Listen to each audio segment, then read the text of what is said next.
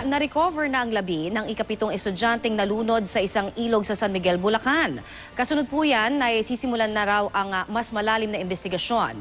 Desidido raw ang pamilya ng isa sa mga biktima na kasuhan ang Bulacan State University, lalo't wala raw kasamang faculty member sa trekking ang mga nag-field trip na estudyante.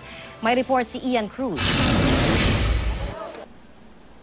Kalunos-lunos ang kalagayan ng estudyante at dating EB babe na si Maiko Eleva Bartolome nang matagpuan kaninang umaga ang kanyang katawan umailalim sa dambuhalang bato na naharangan ng kahoy.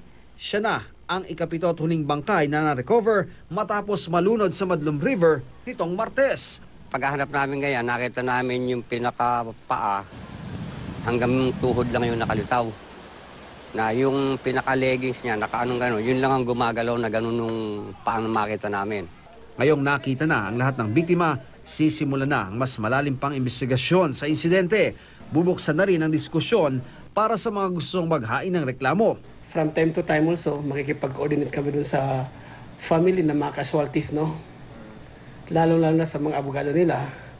Para po if in case na may magrereklamo po sa kanila, ay mabigyan po natin kaagad ng kaukulang aksyon po.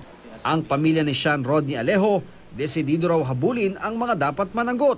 Paniwala nila, may kapabayaan daw ang Bulacan State University sa nangyaring aksidente sa field trip. Yung sinasabi niyo pong waiver na pinapirmahan nyo is not enough para sabihin nyo na wala kayong responsibilidad sa mga estudyante. Unang-una po, yung proseso, hindi nyo sinunod, hindi kayo nagpaalam sa local government. Abot-abot naman ang pakikiramay ng pamunuan ng Bulacan State University sa mga naulilang kaanak. Ayon sa presidente nito, nirerespeto raw nila ang anumang magiging desisyon. Umabot man daw ito sa demandahan. Ako man po ang lumagay sa katayuan nila ay maiisip ko rin yun. Siyempre, hindi naman ganun kadali mawala ng mahal sa buhay. Kung sakali pong yun ay matuloy, ang gagawa lang po namin, harapin yung kung ano man yung gusto nilang mangyari. Sa inisyal na investigasyon, lumalabas na Martes ang hapon nasa field trip sa Madlum Cave at Mount Manalmon ang may 160 tourism students ng BSU.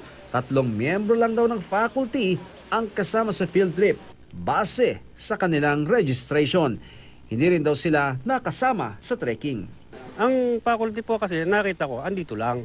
Saan dyan? Dito, nangakaupo lang sila dito, sa Conato, kasi hindi na sila sumama sa taas. Sa alam po namin, wala po kaming kasamang teacher. Ang kasama lang po namin yung guide po, kasama pa nila galing Malolos. Kahapon, sinabi ng pamunuan ng BSU na nagpapirma sila ng waiver para sa mga gustong sumama sa field trip.